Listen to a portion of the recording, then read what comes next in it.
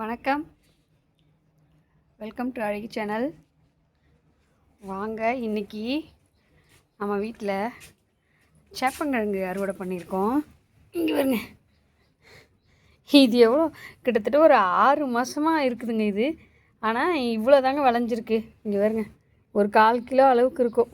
இந்த வேரெல்லாம் எடுத்துடணும். எடுத்துட்டு இதில் இருக்கிற கொஞ்சம் கிழங்க நடலாமான்னு பார்த்துட்ருக்கேன். இந்த மாதிரி இருக்கிற கிழங்கெல்லாம் நட்டுக்கலாம்.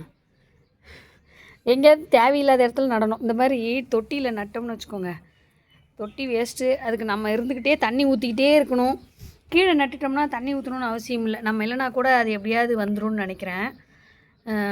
இவ்வளோ கிழங்கு தான் விளைஞ்சிருக்கு பாருங்கள். இன்றைக்கி கிழங்கு எடுத்தேன், உருளைக்கிழங்கு எடுத்தேன். ஆனால் உருளைக்கிழங்கு அதில் இல்லைங்க. அப்புறம் இங்கே பாருங்க, முள்ளங்கி 4-5 விதை நட்டேங்க. முள்ளங்கி விதை அதில் இந்த ஒன்று தான் வந்திருக்கு. திரும்ப ஆனால் விதை போட்டிருக்கேன். இது மிளகா விதை போட்டிருக்கேன், காந்தாரி மிளகா. முள்ளங்கி 5 விதை நட்டதுக்கு இது ஒன்று தாங்க வந்திருக்குது. அவ்வளோதான். இன்றைக்கி கீரையை இன்றைக்கி அறுவடை பண்ணிடணும். பாய், அடுத்த வீடியோவில் சந்திக்கலாம்.